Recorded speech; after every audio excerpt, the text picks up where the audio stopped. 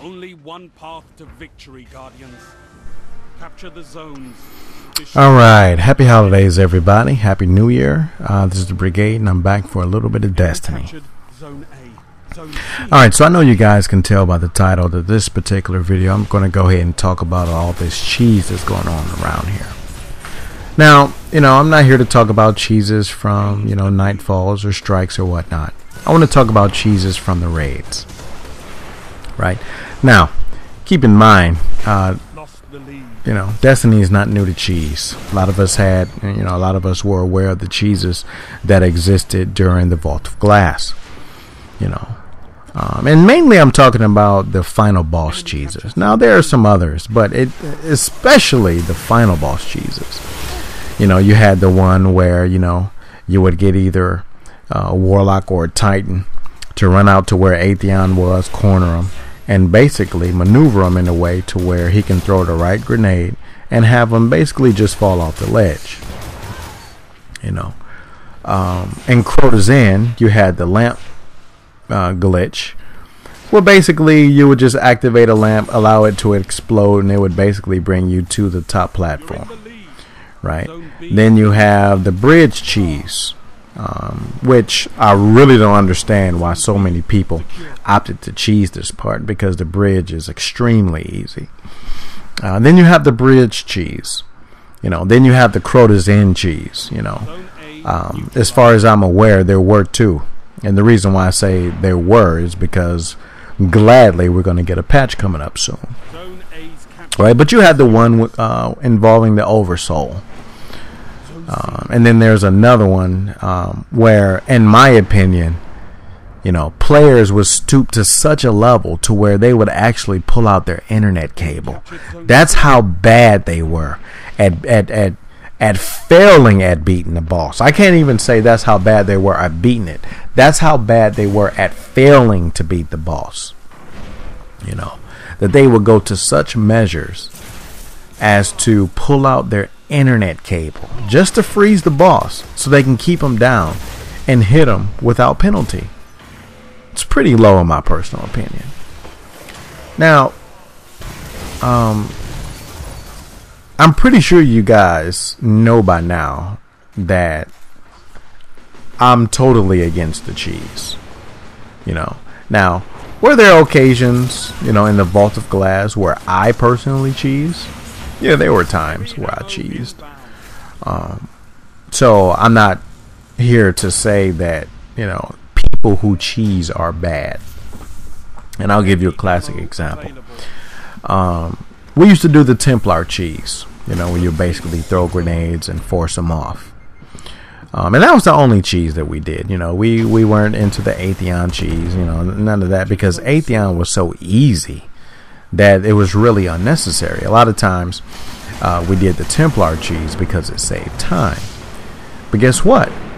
It was never one of those situations wherein all we did was cheese, and once they fixed it, we were all of a sudden lost, when it was time to meet the Templar. Because no, as you guys can see, I have a video posted where we did it. And during the times that we do the Vault of Glass, we still mainly do the 3-man split on hard mode, because based upon our experience, that's one of the best methods, right? You could take a lot of damage down on the Templar and everything just runs smoothly. Alright, but that's enough about that. Let's talk about Crota's End. Like I said before, you have the lamp cheese, you have the bridge cheese, you had the Oversoul cheese, and then you had the lowly, pull out your damn internet cable to beat the boss cheese. Now I already know what some of you guys are going to say. Because I've been doing videos for a long time. A lot of you guys are going to say, Brigade, this is our game. You have no right to tell us what we can and cannot do. Keep in mind, I'm not telling you to do anything, nor am I telling you to not do anything. I'm basically just talking about the cheese, because despite getting your raid gear, despite being able to brag to your peers about what weapons you have, and whatnot, you got the headpiece, or you got this armor set, or this armor piece, or this weapon. At the end of the day, you guys are cheating not only yourselves, but future fire teams if you do not know how to complete each stage of these raids. I don't know how many times, right? And as a matter of fact, I'll even start off with the Vault of Glass. I don't know how many times I've run into guys who brag about having a Vex, who brag about being level 30. And keep in mind, I'm talking about before the expansion. Who would brag about being level 30, brag about being the Vex.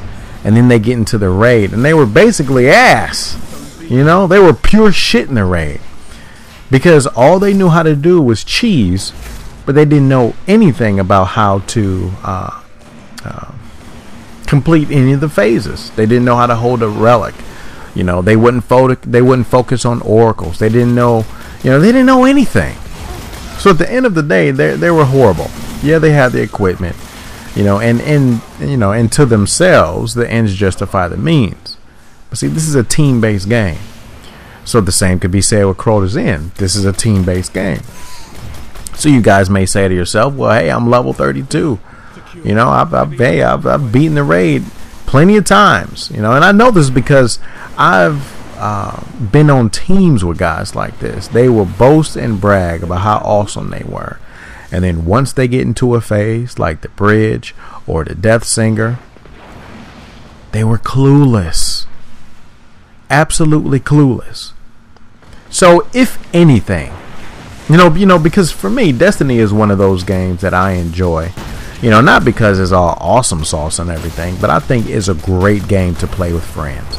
Honestly, if I didn't have the friends that I have on this game, I can't even say 9 times out of 10, I wouldn't play it as often as I do. I think it's a great game to play. Not only can you chit chat, not only can you, just talk about everyday life and whatnot, but, you can work on raids together, weeklies, nightfalls, dailies. You can do all of that. I think Destiny is a great game to play with friends. And even if you like Crucible, even if that's your type of thing, you can even do that. I think the game is awesome as far as having a game to play with friends. So, if that's the thing for you, like it is for me, then why not just learn all the phases, right? Because guess what? We have an update coming up. And you won't be able to cheese forever. So at least learn every phase so that you can be a benefit, not only to yourself, but for future fire teams, right? So, that's basically it. That's my position on the cheese. So now that we're done with that part, I'm going to demonstrate to everybody just how easy this raid really is.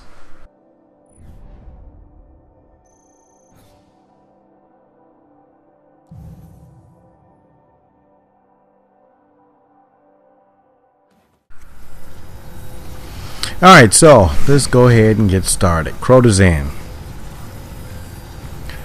Now, usually when we do the raid, and I know a lot of you guys, especially a lot of you guys who do these several times a week, I am not giving the the way of doing it. I'm basically explaining the way that my team does it. All right, now keep in mind, we completed this particular raid in under 50 minutes with 2 people who only cheesed the raid. They didn't even understand all phases of the raid. So as a matter of fact, what you guys are going to see, you're going to see a couple times where, we're all active, and then all of a sudden, like, I'm kind of just doing my own thing, and it was basically because I was telling them, hey dude, this is what you have to do. This is what you should do. This is what you should not do for this particular stage. So you guys are going to notice that. And even with 2 noobs who only completed raids in the past by way of cheesing, we still did it in less than 50 minutes. So we're not even talking about having 6 people who do it all the time and who are familiar. Now, as most people probably do, we basically start off their raid by coming down here and looking for the first chest. Right? And the thing is, at least for me, I at least go to at least the first 4 rooms. And if it's not at the first 4 rooms, then usually we all just go ahead and wipe. Right? But we got lucky this particular time, and it was at the first room.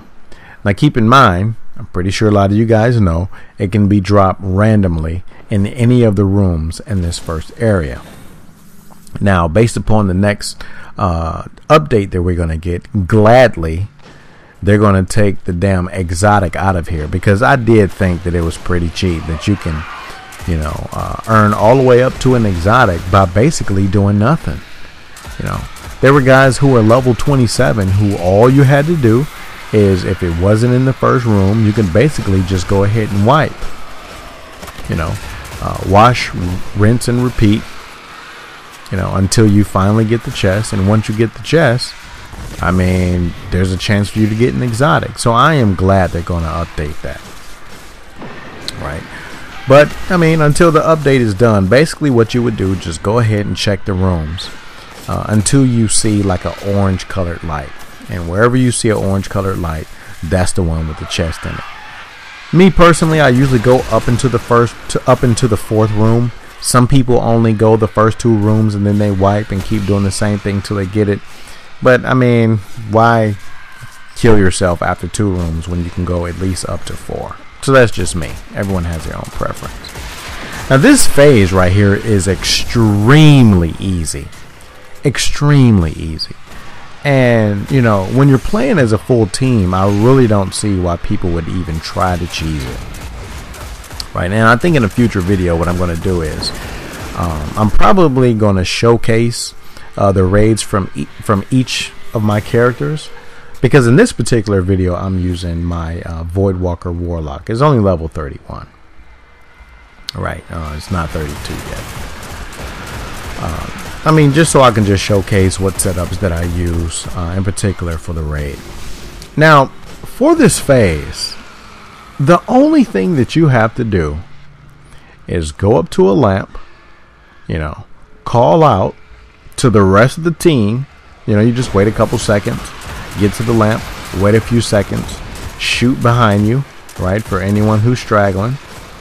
And then you just say, okay, guys, let's go. And then you just go ahead and run as a team together.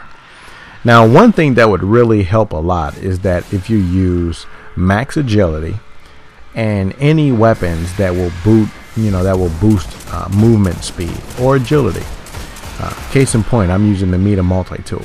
A lot of you guys would know that the second perk in the tree, it boosts movement speed. Right? So I have that equipped. But, there's other weapons, like sometimes, I remember the first time I ran this, I believe I used the Shadow Price. Right, and that gave me plus 2 points in agility. There's other weapons that have similar perks. Either you move faster or that it'll boost agility.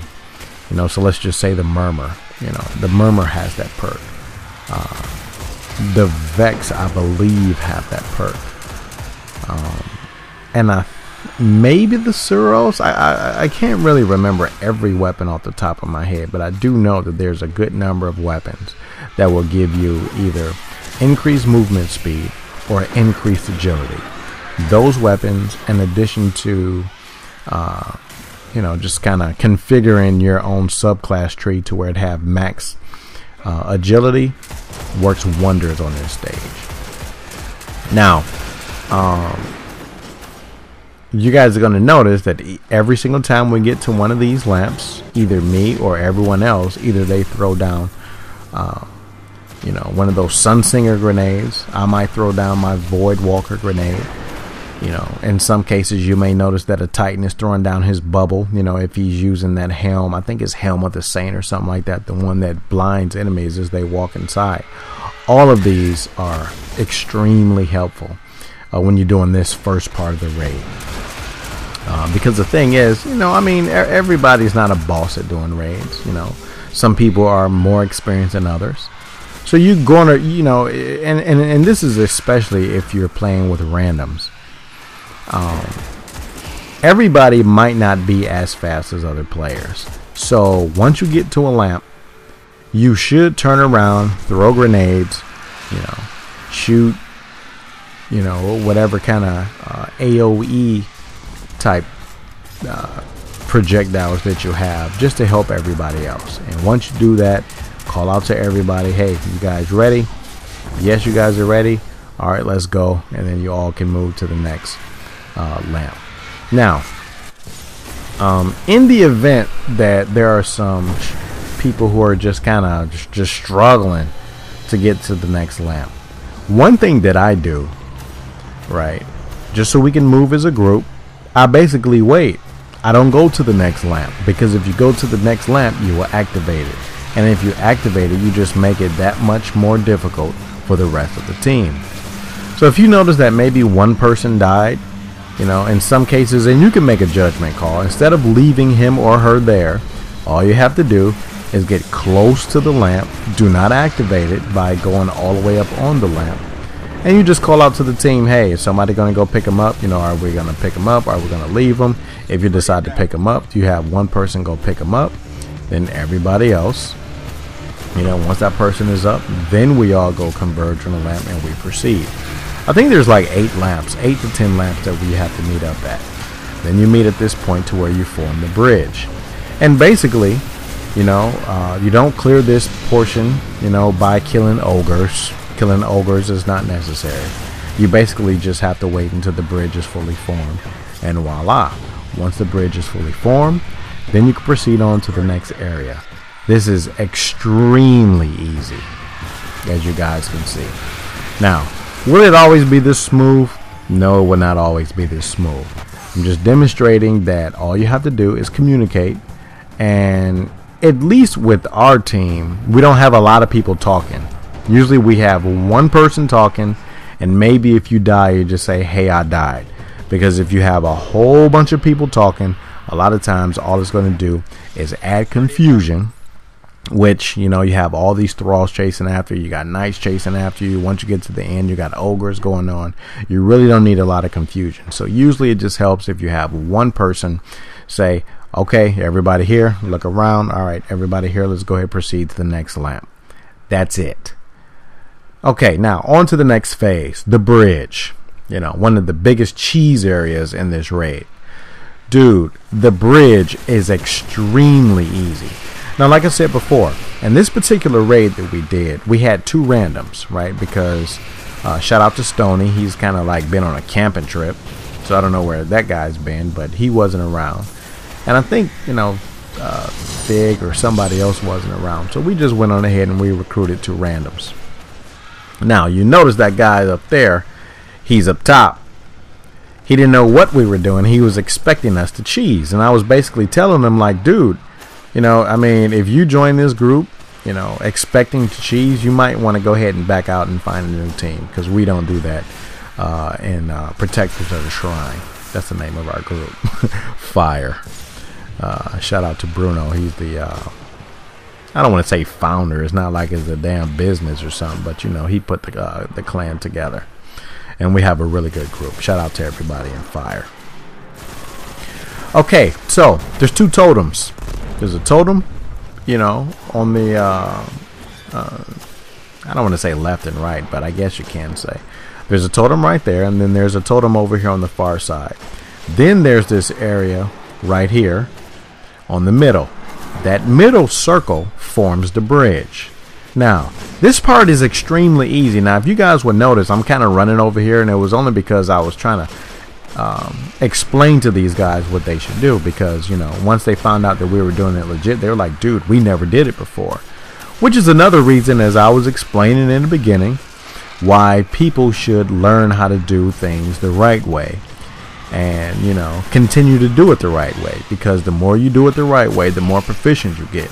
So whether you do it with the same team that you play all the time, or if you do it with randoms, at least you won't be a burden, right? You will be a benefit to whatever fire team you just so happen to be a part of. Now, we're actually going to have to wipe. You guys are going to notice it, because one of the guys who, like I said, had only cheesed this part didn't realize that you have to stay on certain totems. So I'll go ahead and talk you through it. This is what you have to do. You have 2 totems, then you have the circle in the middle.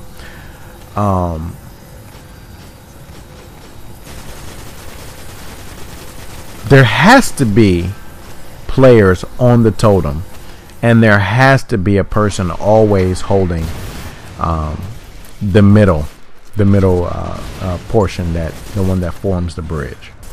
So usually in our formation we have 2, 2, and 2.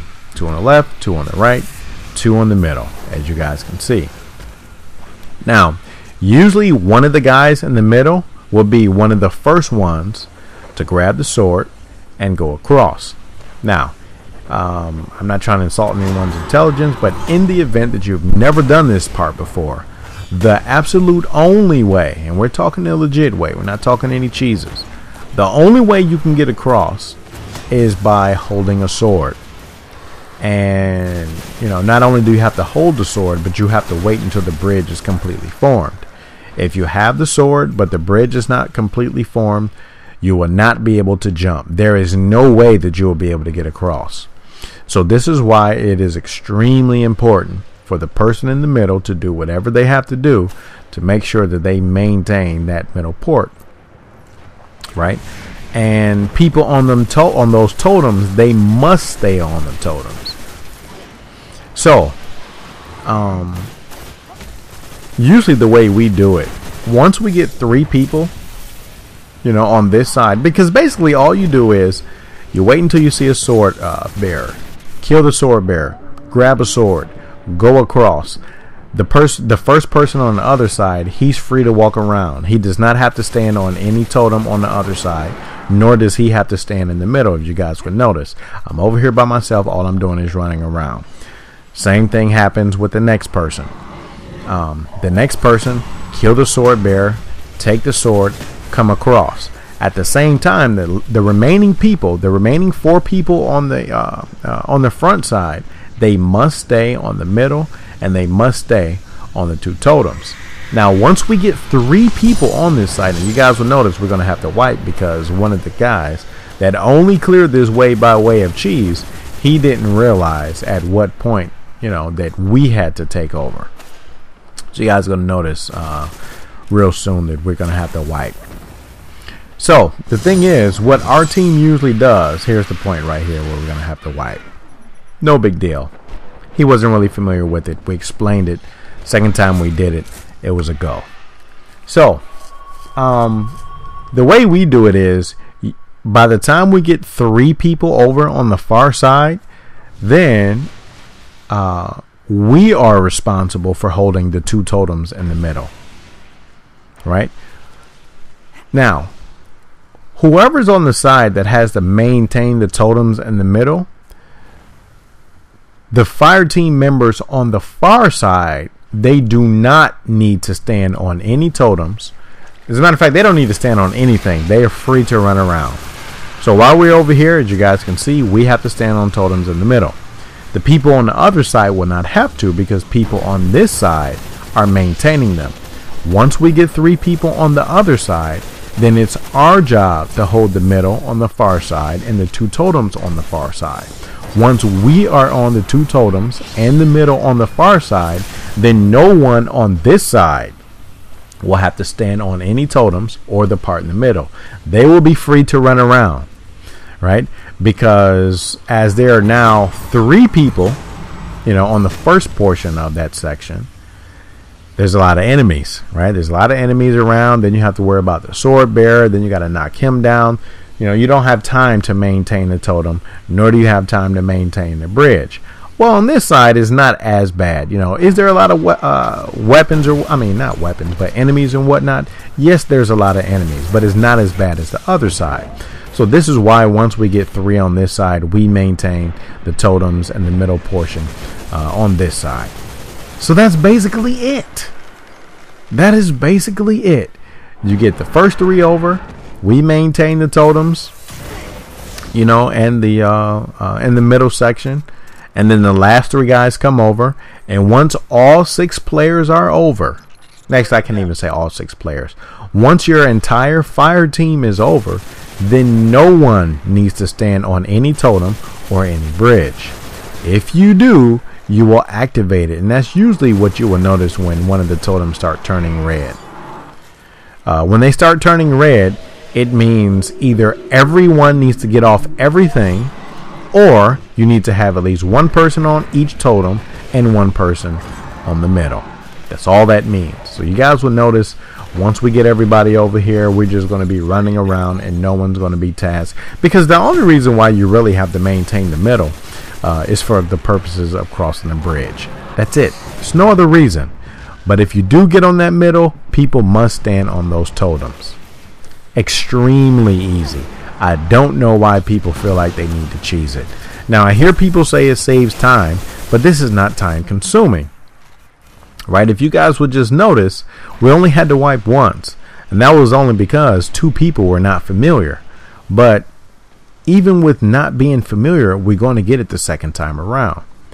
Now, there's a few occasions where we do mandatory wipes.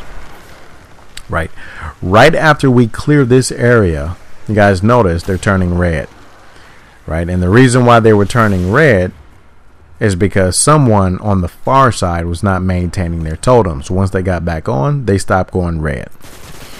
So there's going to be a few mandatory wipes. The first mandatory, and keep in mind, this is just the way we do it. The first mandatory wipe will be after we clear this section. And the reason why we're going to wipe is because it's going to reset the timer that will allow for us to get the second chest. And, we'll go over that part in a minute because you're going to see us wipe. Because I know there have been times where people have joined our teams and we'll say, all right, guys, go ahead and wipe. And they'll be thinking to themselves like, dude, why are we wiping? There's no need for us to wipe. Well, the reason why we're wiping is because we're trying to reset the timer so that we can get the second chest. Okay, so I think at this point, do we have 3 people? I think we have 3 people now. Okay, you guys will notice I'm pointing my reticle. I was telling that guy that he needs to hold that totem.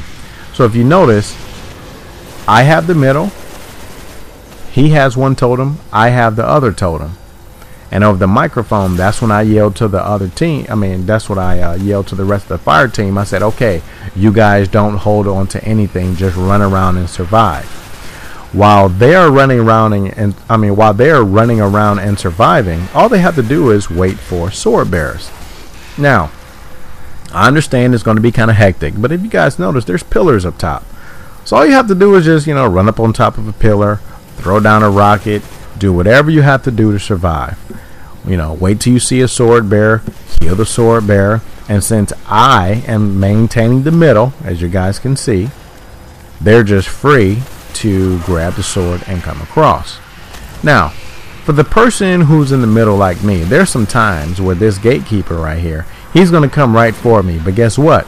I don't leave my post. You know what I do? I double jump. You see what I'm doing? I double jump. I don't even have to leave my post. I just simply double jump. As long as I'm directly on top, or in the air directly over this portion, it will keep the bridge fully formed. And that's all I do. Now, a lot of times I play with my Titan. When I'm a Titan, all I do is put down my bubble. And if you have that high-speed helmet that, instantly blind enemies, that's another good thing for you to do. Wait for the gatekeeper to come, and then you simply blind them. Right? And one of these days, I'm probably going to upload gameplay of me using my Titan, and you guys will see how I use it. I love that particular helm. Now, keep in mind, I hate the way it looks, right? But it's not about looks. It's all about, how useful a particular item is. Now, I think at this point right now, everybody is over. Right, because if you guys notice, I got off my post and pretty much everybody is running around. And basically, once you get everybody over, you just let the rest of the team know, hey guys, no one get on the totem and no one gets on the middle, because if you do, you're going to activate it. And that's the last thing we need to do. So once everyone is over, basically all you do is kill all the enemies. Right, you're going to wait for the witches to come out. You're going to kill the witches. There's going to be a lot of knights to come out. You're going to kill the knights. After you kill the witches, as you guys can see, there's one right there. And after you kill, a certain number of knights, then you're going to get 2 ogres, one on each side. An ogre on the right, and there's going to be an ogre on the left. Now, if you have a team that mostly have Galahorns, this is extremely easy. If you guys can notice, there's the ogre on the left. No problem. Usually the ogres come out at the same time, right? Or relatively close to kind of being the same time. So I think, okay, so my ogre is dying. And we completed the phase. You guys notice that? It didn't take long at all. It did not take long at all, yet people love to cheese this part. So if you guys would notice, I was kind of short on Gallahorns. Now I have 7. Now I already know when I wipe, I know some of you guys may say to yourself, well, why restock your Gallahorns when all you're going to do is wipe? Because you're going to lose 2 rockets. Who cares? All I need is at least 2 to where I can help to take down the Shriekers. Now, the second chest is set to a timer. So this is why, we wipe at this particular stage. Now, when we come back, the timer is going to start. Now, the main reason why I, popped a heavy right there as opposed to doing it right now is so I can just simply start running, as opposed to going to my menu and then popping a heavy, then getting out of the menu and start running. It just saves time. Sometimes that extra 1 or 2 seconds could, be either you getting the chest or not. So that's why I kind of pop a heavy even before I wipe. Because I know some of you guys are going to say, well, you're going to lose 2 rockets. I don't really care about losing 2 rockets. I care more about getting through this door. Right, because you guys can see the door closes if you don't get there in time. So, GG. And you don't have to have Gallahorns. Just so happen that a lot of the guys that I play with, we all just so happen to have Gallahorn. If you have a Truth, if you have any other type of rocket launcher that tracks, right, it's good for that particular phase. Right, because I know somebody might say, "Oh, Brigade, you're on a team with mostly Gallahorns, and you're trying to talk like it's easy." Well, if you don't have Gallahorn, it's more difficult, dude. It may be a little more difficult, but the raid itself is not hard. Keep in mind, we got all the way to Crota on the first day of the raid. All right, and the only reason why we didn't beat it is because we didn't have at least 131 to hold the sword. We just couldn't inflict enough damage, but. Like I said before, if one person can complete the raid, then 5 nerds should not have to cheese. Just think about that next time you guys feel like pulling out your damn internet cables. You just think to yourself, like, hold on, man, I kind of feel like a piece of shit for pulling out my internet cable when one guy completed the whole thing by himself, and 5 of us are going to the extent of pulling out damn internet cables because we're bad. Now, enough about that. Now, here's a little trick. You guys see that right there, right? And I kind of learned this by doing the damn raid with a random group. If you have one of those Deathsinger grenades, you guys will notice you will be able to see a witch from the bottom. Now, if you throw the solar grenade up kind of close to where the witch is, you will actually push them out. But let me tell you how we did it, because there's other ways to do it. Here's a legit way. You have teams of 3s. I usually go on the right. You have one person go where I am to go draw out the witch. And this is during the times that the witches don't come out using the method that we just showed. So you just go draw out the witch. Now, that guy, he was one of the new guys. You don't need 2 people in there. Right, because you want to reduce the likeliness of people dying. So you have 2 people run back here, at least on this side, and the same thing on the other side. 2 people go straight to this area, and you have 1 person, which on my particular team, it's me, who will go inside, draw the witch out, right, and you kill the witch. So you kill the witch, and you kill the 2 knights. Now, usually the wizard on the inside, she starts her song once you shoot one of the knights or once you get hit by one of them. So this is why, if you guys would notice, as soon as we started this phase, I jumped over them as opposed to attacking them. We don't want her to start her song because I believe that's when the timer starts. I think you have like 3 minutes from the time that it starts. You don't get it done in 3 minutes, and then everyone dies. So, if you guys notice, we kill the witch. We call over to our team. Hey guys, our witch is down. Once the witch is down, there's a shrieker over here. Hey guys, our shrieker is down. Once both teams have their witches and their shriekers down, that's when we go in here and bum rush this particular wizard, as you guys can see.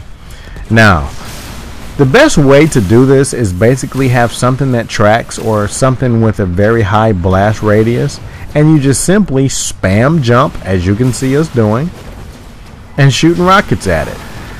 Now, if you don't have a rocket, you can use a good, machine gun, but just keep in mind that there's a lot of knights, there's a lot of other weapons in there, and you just don't want to get backsided. That's why a lot of us will just go in there, spam jump, shoot rockets at it, and GG. If you have a special, that's good to go. Because if you guys will notice, I went in there, shot a rocket, and I still used my Nova Bomb to hit it. So anything you have to do, but you want to kind of just run in there and bum rush it. That's it. That's the Deathsingers. There were so many teams that I have joined where people would say, well, let's just, we can skip over the Deathsinger and we can just find a checkpoint. And I understood why they did it. They did it mainly because prior to the update, there was no reward on that part. So, I guess their logic is, why fight this phase if there's no reward? Well, because, first off, why not fight the phase? It's easy. But I don't know, man. Maybe it's just me. I guess some people may feel, if there's no reward, there's no point in doing it. I just like doing raids. They're fun in my opinion. Okay, so after you kill the Deathsinger, basically you just have to kill a few waves, right? After you fill a few waves, you're going to see a notice over the screen. It's going to say new mission. Now, even though it's going to say new mission, there's still going to be a lot of enemies. This is going to be the second time that we wipe. Now, if you're on a team that doesn't wipe, just like right now, we're going to wipe. Now, you don't necessarily have to wipe.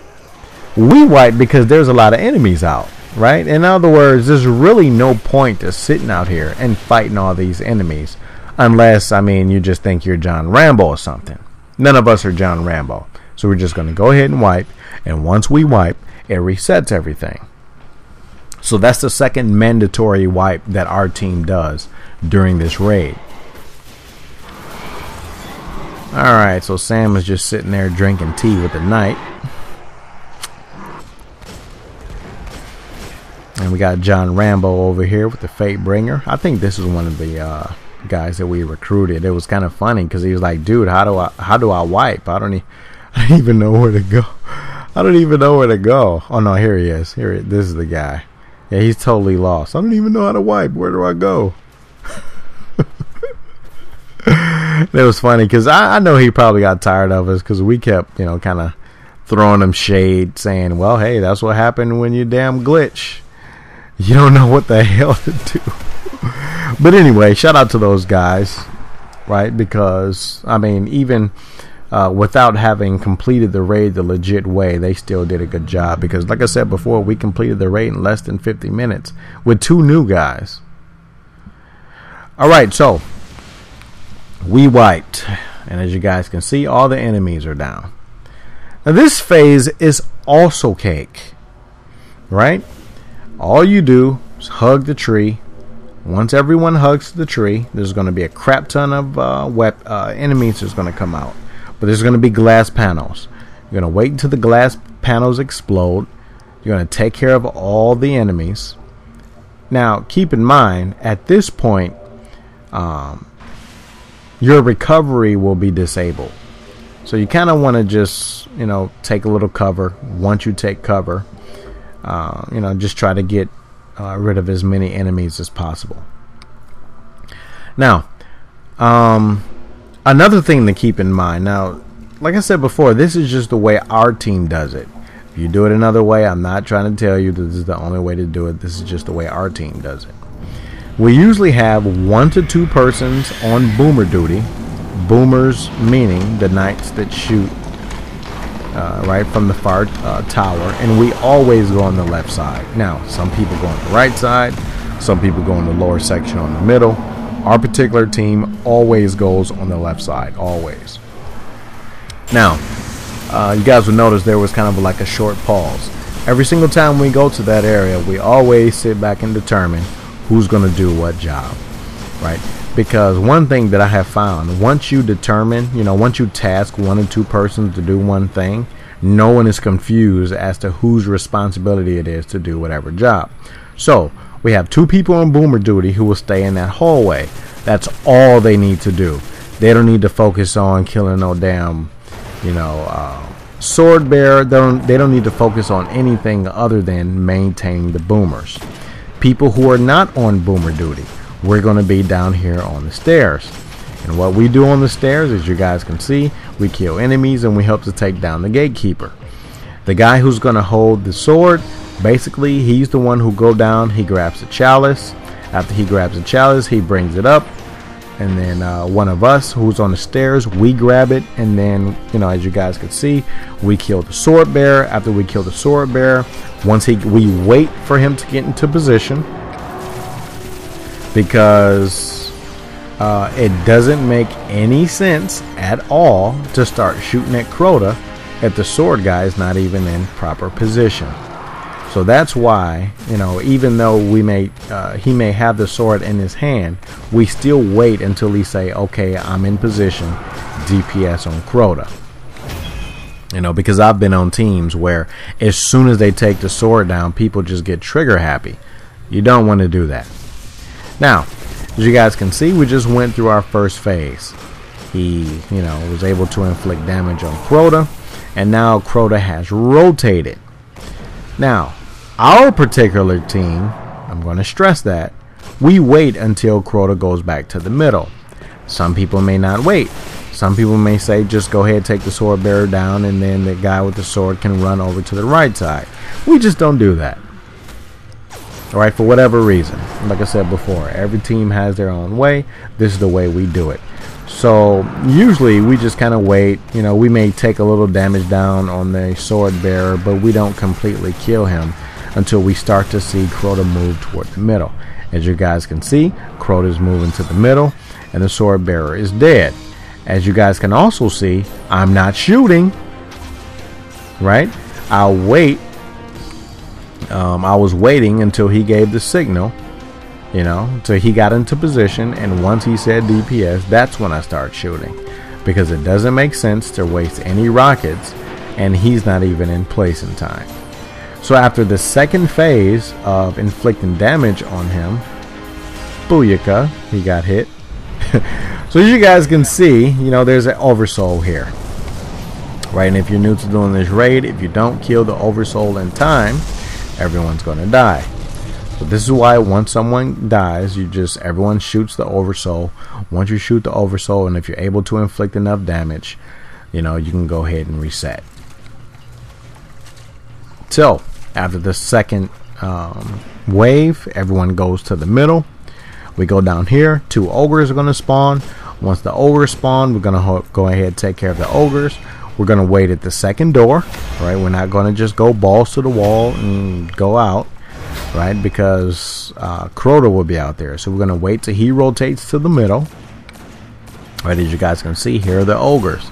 There's going to be 2 of them. So we're just all the way in the back to try to minimize the possibility of them killing us. So we're just going to go ahead and DPS the ogres.